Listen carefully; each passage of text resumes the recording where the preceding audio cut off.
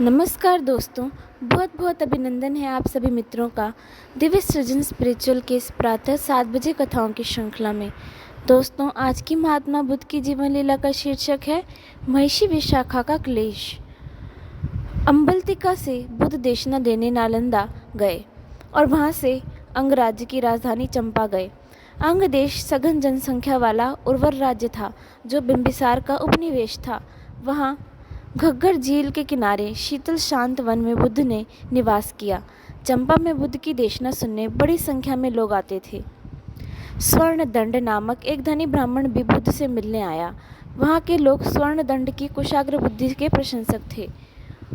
उसके अनेक मित्रों ने उससे कहा कि वह बुद्ध से मिलने न जाए, क्योंकि उसके जाने से बुद्ध की प्रतिष्ठा और बढ़ जाएगी। स्वर्ण दंड ने कहा कि असाधारण अंतर्दृष्टि संपन्न बुद्ध से भेंट करने का ये अवसर मैं हाथ से नहीं जाने दूंगा। ऐसा अवसर तो 1000 वर्षों में एक बार सुलभ होता है। मुझे अपने ज्ञान को और गहन बनाने हेतु उनसे मिलना ही है। मैं देखना चाहता हूँ कि किन किन क्षेत्रों में भिक्खु गौतम का ज्ञान मुझसे अधिक है और किन क्षेत्रों में मेरा ज्ञान उनसे अधिक है। सैकड़ों ब्राह्मणों ने भी स्वर्ण दंड के साथ जाने का निश्चय किया। उन्हें दृढ़ विश्वास था कि ब्राह्मण वर्ग की धर्म शिक्षा बुद्ध की शिक्षाओं से श्रेष्ठतर है और स्वर्ण दंड ब्राह्मणों का सिर नीचा नहीं होने देगा। भीड़ से घिरे बुद्ध के सामने जब स्वर्ण दंड बोलने के लिए खड़ा हुआ तो एक क्षण तो उसकी समझ में नहीं आया कि वह बात कहाँ से शुरू करे। बुद्ध ने खुद ही पूछा, स्वर्ण दंड, क्या आप हमें बता सकते हैं कि सच्चे ब्राह्मण में क्या क्या गुण होने चाहिए? यदि आवश्यक हो तो आप वेदों के उदाहरण भी देते जाना। ये सुनकर स्वर्ण दंड को प्रसन्नता हुई, क्योंकि वेद अभ्यास तो उसकी एक विशिष्टता थी। वो वेदों का अभ्यास करता रहता था। उसने कहा, भिक्खु गौतम, सच्चे ब्राह्मण में 5 गुण होते हैं: आकर्षक व्यक्तित्व, मंत्रोच्चार, कर्मकांड कराने की निपुणता, 7 पीढ़ियों से रक्त की शुद्धता, उदात्त कर्म और ज्ञान। बुद्ध ने पूछा कि इन 5 गुणों में से भी सर्वाधिक आवश्यक गुण कौन कौन से होने चाहिए? इनमें से किसी गुण के अभाव में भी क्या वह सच्चा ब्राह्मण हो सकता है? स्वर्ण दंड ने एक क्षण विचार किया, फिर कहा, अंतिम 2 गुणों का होना तो सर्वथा अपरिहार्य है, यानी कि कर्मकांड कराने की निपुणता और 7 पीढ़ियों से रक्त की शुद्धता। शारीरिक सौंदर्य, मंत्रोच्चार और अनुष्ठान कराने की निपुणता और रक्त की शुद्धता अपरिहार्य नहीं है। स्वर्ण दंड को यह कहते सुन साथ आए 500 ब्राह्मण बड़े दुखी हो गए। सब उठ खड़े हुए और हाथ हिला हिलाकर स्वर्ण दंड के कथन को चुनौती देने लगे। उन्हें लगा कि स्वर्ण दंड बुद्ध के प्रश्नों से भ्रमित हो गया और उसके कथन से ब्राह्मण जाति की निंदा होती है। बुद्ध ने उनसे कहा, मान्य अतिथियों, यदि आपको स्वर्ण दंड पर विश्वास है तो कृपया शांत हो जाइए और उन्हें अपनी बात पूरी करने दीजिए। यदि आपको उन पर विश्वास नहीं है तो कृपया उनसे बैठ जाने के लिए कहिए और तब तक उनके बदले मैं आप में से किसी से भी बात करने को प्रस्तुत हूँ। स्वर्ण दंड ने अपने साथियों की ओर देखकर कहा, मेरा चचेरा भाई अंगक कहाँ है? अंगक सुंदर मनोहरी युवक है। उसका व्यवहार मृदुल और अभिजात संस्कार है। देह यष्टि की दृष्टि से भी भिक्खु गौतम की उसकी तुलना में ठहर सकते हैं। अंगक श्रेष्ठ वेदाभ्यासी भी है। उसे मंत्रोच्चार और अनुष्ठान संपन्न कराने में निपुणता मिली हुई है। मतलब वो बहुत ही ज़्यादा कुशाग्र बुद्धि वाला व्यक्ति था। वह अपने पितृकुल और मातृकुल में 7 पीढ़ियों तक रक्त शुद्धता का दावा कर सकता है, यानी कुछ भी गलत ना करने का। कोई भी नहीं कह सकता कि उसमें ये 3 गुण नहीं हैं। लेकिन यदि हम मान लें कि वह खूब मद्यपान करता है, हत्यारा, लुटेरा, बलात्कारी या असत्यभाषी भी है, यदि ऐसा होता है तो आकर्षक व्यक्तित्व, मंत्रोच्चार और अनुष्ठान कराने की निपुणता और रक्त की शुद्धता किस काम की? प्रिय मित्रों, हमें स्वीकार करना चाहिए कि सदाचारी कर्म और ज्ञान ऐसे 2 गुण हैं जो सच्चे ब्राह्मण में होने बहुत ज़रूरी हैं। यानी सदाचार में रहना, ज्ञान और ज्ञान लेते रहना, ये 2 गुण हैं जो सच्चे ब्राह्मण में होने चाहिए।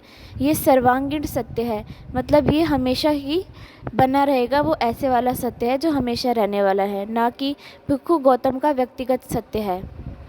कथन की स्वीकृति में सभी ने तालियां बजाई। तालियों की हर्ष ध्वनि थमने पर बुद्ध ने स्वर्ण दंड से पूछा कि इन दोनों गुणों में से अभी आप किस गुण को सर्वोत्तम समझते हैं? स्वर्णदंड ने उत्तर दिया, भिक्खु गौतम, सदाचार युक्त कर्म से ज्ञान बढ़ता है। यानी जो सदाचार से हम काम करते हैं, कर्म को करते हैं, उससे क्या बढ़ता है? ज्ञान बढ़ जाता है। और ज्ञान से सदाचार पूर्ण कार्य बढ़ते हैं। और मतलब ये दोनों ही एक दूसरे के पूरक बता दिए फिर उन्होंने। इन दोनों को अलग नहीं समझा जा सकता। यह इसी प्रकार है जैसे एक हाथ दूसरे हाथ को या एक पैर दूसरे पैर को साफ करता है। सदाचार पूर्ण कार्य और प्रज्ञा दोनों ही एक दूसरे के सहायक और पोषक हैं। श्रेष्ठ कर्मों से प्रज्ञा प्रखर होती है और प्रज्ञा से कर्म श्रेष्ठ होते जाते हैं। ये दोनों गुण जीवन के लिए सर्वाधिक महत्वपूर्ण हैं। अब बुद्ध ने कहा, साधुवाद सर्वदंड स्वर्णदंड, आप सत्य कह रहे हैं। सत्कर्म और ज्ञान जीवन की सबसे मूल्यवान चीज़ें हैं। क्या आप बताएंगे कि सत्कर्मों और ज्ञान को उच्चतर स्तरों तक कैसे ले जाया जा सकता है? स्वर्णदंड ने मुस्कुराकर हाथ जोड़े। उसने बुद्ध को नमन किया और कहा, गुरुदेव, इस दिशा में मैं आप मार्ग निर्देश करें मेरा। हम तो मात्र सिद्धांत जानते हैं, लेकिन आप वास्तविक मार्ग के पथिक हैं। कृपया बताइए कि हम सत्कर्मों और प्रज्ञा को उच्चतर स्तर तक कैसे ले जा सकते हैं। अब क्या हुआ कि बुद्ध ने उन्हें मुक्ति मार्ग के पथ के विषय में बताया और आत्म मुक्ति के 3 चरणों, शीलाचार, ध्यान और प्रज्ञा के विषय में भी उन्होंने उनको बताया। कहने लगे कि शीलों का आचरण करने से ध्यान साधना बढ़ती है, ध्यान साधना से प्रज्ञा का उदय होता है। यानी शील, अगर हम सिद्धांतों का आचरण करते हैं, शीलों का आचरण करते हैं, तो उससे हमारी ध्यान में साधना बढ़ती है, ध्यान में एकाग्रता बढ़ती है। ध्यान साधना से प्रज्ञा का उदय होता है, जिससे शीलों का गहन आचरण करना संभव होता है। इसी क्रम से ज्यों ज्यों शीलाचार गहनतर होता है, ध्यान साधना सघन होती है और प्रज्ञा का उत्तरोत्तर उदय होता है, यानी और ज़्यादा निखार आता रहता है ज्ञान में। बुद्ध ने परस्परावलंबी सहवर्धन की धारणा पर ध्यान करने को कहा, जिससे हम नित्यता और पृथक आत्मा की भ्रांत धारणाओं से आगे जा सकें। इससे हम लोग क्रोध और अज्ञान से मुक्त होकर आत्म मुक्ति, शांति और आनंद की प्राप्ति कर सकते हैं। स्वर्णदंड ने बुद्ध की देशनापूर्ण मनोयोग से सुनी। जब बुद्ध अपना कथन समाप्त कर चुके तो स्वर्णदंड ने खड़े होकर हाथ जोड़े और कहा, गुरु गौतम, कृपया मेरा कृतज्ञतापूर्ण आभार स्वीकार कीजिए। आपने आज मेरी आंखें खोल दी और मुझे अंधकार से बाहर निकाल लिया। अब मुझे बुद्ध धर्म और संघ की शरण में आने की अनुमति दीजिए। मैं आपको और आपके भिक्षु शिष्यों को अपने यहाँ भोजन पर आमंत्रित करता हूँ। उस दिन बुद्ध और स्वर्णदंड के बीच विचारों का जो सार्वजनिक आदान प्रदान हुआ, उसकी उस क्षेत्र के सभी वर्गों में प्रतिक्रिया हुई। यानी ये जो बात थी वो फैल गई, ये सब हर जगह। बहुत से ब्राह्मण बुद्धिजीवी बुद्ध के शिष्य बन गए, जिनमें विख्यात ब्राह्मण अवष्ट और उनके गुरु पुष्कर रसादी भी सम्मिलित थे। जैसे जैसे अधिक ब्राह्मण बुद्ध के शिष्य बनते जाते थे, कुछ ब्राह्मण नेताओं और अन्य धार्मिक संप्रदायों के नेताओं को उनसे द्वेष जलन होने लगी। दबाना कठिन होता जा रहा था। जब भिक्षुगण अम्बलतिका में ठहरे हुए थे, तो स्वास्थ्य ने मान्य मोदगलयायन को उस काल के विभिन्न धार्मिक आंदोलनों के विषय में जिज्ञासा की कि भाई उस काल में कितने कितने धार्मिक आंदोलन हुए। आंदोलन होता है तो हर आंदोलन के साथ बदलाव भी आता है। मोदगलयायन ने उसे प्रत्येक संप्रदाय के आधारभूत सिद्धांतों का सार रूप से परिचय कराया। पहला संप्रदाय तो पुराण काश्यप का था, जो सदाचार और नैतिकता की बातें अवास्तविक मानते थे। मतलब वो कहते थे कि भाई ये तो अवास्तविक है, इसमें कुछ भी सही नहीं, असली नहीं है। उनकी मान्यता थी कि अच्छाई और बुराई की अवधारणाएं आदतों और परंपराओं की उपज होती है।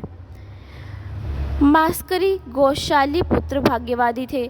वो भाग्य के ऊपर निर्भर करते थे। वे मानते थे कि व्यक्ति के जीवन के क्षण पल पूर्व निर्धारित होते हैं, कि भाई वो पहले से ही निर्धारित होते हैं कि अब आगे क्या होगा और अब होने क्या वाला है। ये सब भाग्य के ऊपर निर्भर करता है, पहले से ही रचा हुआ आया है, जिसे कोई व्यक्ति बदल नहीं सकता। आचार्य अजित को शाम्बल के मत की मान्यता थी कि शरीर पृथ्वी, जल, अग्नि और वायु इन 4 तत्वों से निर्मित है।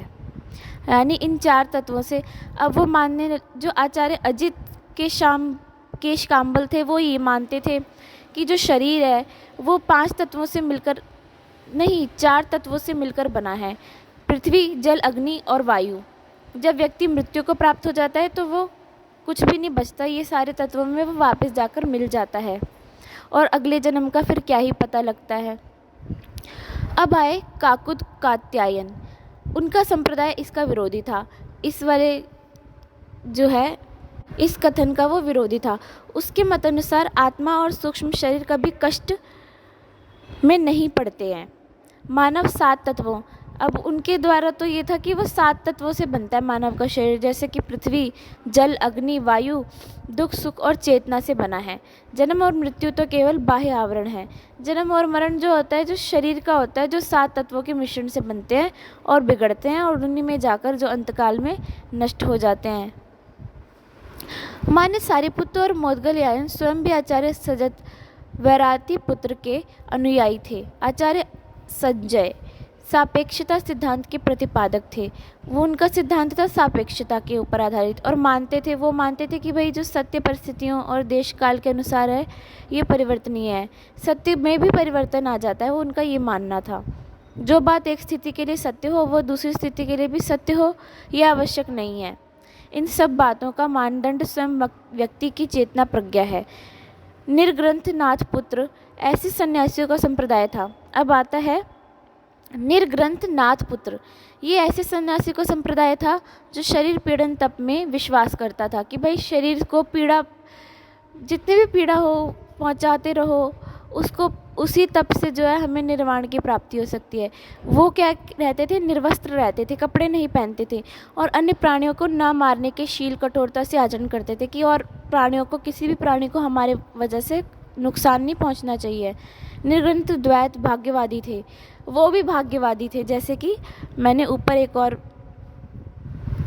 जो संस्था के बारे में बताया, उन्हीं की तरह वो भी भाग्यवादी थे। और जीव और अजीव को सृष्टि का आधार मानते थे। वो मानते थे कि जीव है और अजीव यानी जड़ और चेतन है, जो ये जो है वो सृष्टि का आधार है। उस समय इस संप्रदाय का बड़ा सम्मान और प्रभाव था। भिक्षुगण प्राय निर्ग्रंथ संप्रदाय के सन्यासियों के संपर्क में आते थे। दोनों ही जीवन को बहुत आदर प्रदान करते थे, किंतु दोनों में अनेक बातों पर मतभेद भी थे और निर्ग्रंथ संप्रदाय के सन्यासी भिक्षुओं का कटु विरोधी भी करते थे। अब वो विरोध भी करते थे और समर्थन दोनों यहाँ पर एक दूसरे का करते थे, भिक्षुगण और निर्ग्रंथ संप्रदाय के लोग। मान्य मोदगलयायन सन्यासियों के मत को अतिवादी मानते थे और अपना मत व्यक्त करने में भी संकोच नहीं करते थे। इसी कारण से बहुत से सन्यासी मान्य मोदगलयानियों के कटु आलोचक थे। बुद्ध श्रावस्ती लौट आए थे और पूर्व ध्यान में ठहरे थे। उनसे मिलने वालों का तांता लगा रहता था, यानी उनसे मिलने वालों की लाइन लगी रहती थी। एक दिन सवेरे महिषी विशाखा उनसे मिलने आई। उनके बाल और वस्त्र वर्षा के कारण भीगे हुए थे। बुद्ध ने पूछा, विशाखा आप कहाँ रही?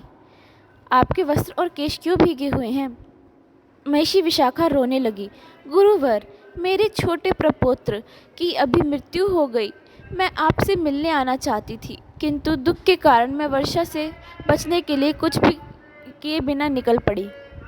अब बुद्ध ने पूछा कि आपका प्रपुत्र कितना बड़ा था, वह कैसे मरा? श्रीमन, वह 3 वर्ष का था और मोती झारा से उसकी मृत्यु हुई। बेचारा बच्चा। विशाखा, तुम्हारे कितने बच्चे और प्रपुत्र आदि हैं? श्रीमन, मेरे 16 बच्चे हैं, जिनमें से 9 के विवाह हो चुके हैं। मेरे बच्चों के 8 बच्चे थे, अब 7 ही रह गए हैं। विशाखा, तुम चाहती हो कि तुम्हारे बच्चों के बहुत से बच्चे हों? जी हाँ गुरुदेव, जितने अधिक बच्चे उतने ही अच्छे। यदि मेरे पुत्र प्रपुत्र आदि की संख्या इतनी हो जितनी श्रावस्ती के लोगों की है, तो मुझे इससे अधिक और प्रसन्नता की क्या बात है।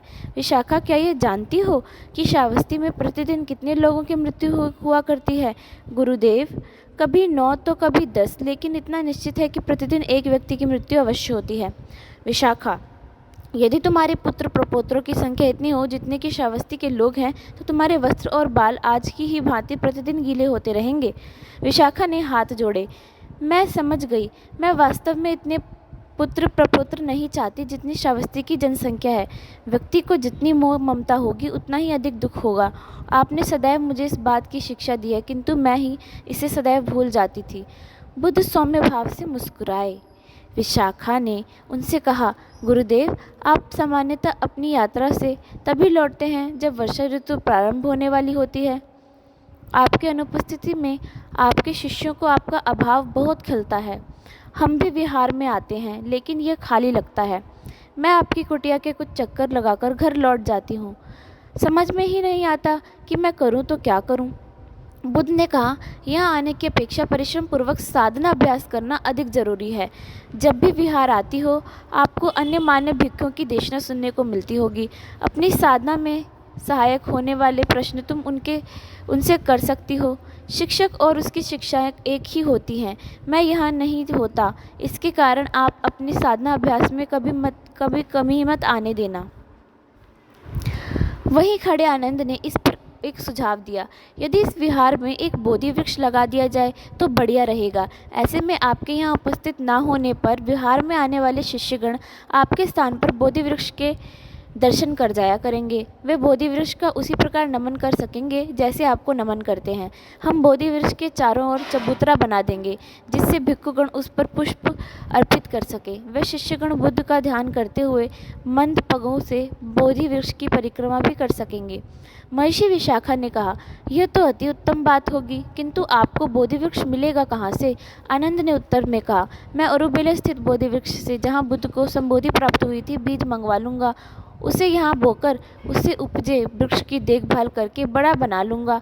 आप बोधि वृक्ष की स्थापना की चिंता ना करें। महर्षि विशाखा का हृदय हल्का हो गया, यानी उसका दिल अब जो वो हल्का हो गया और उसे सुकून मिला। उसने बुद्ध और मान्य आनंद को नमन किया और अपने घर लौट गई।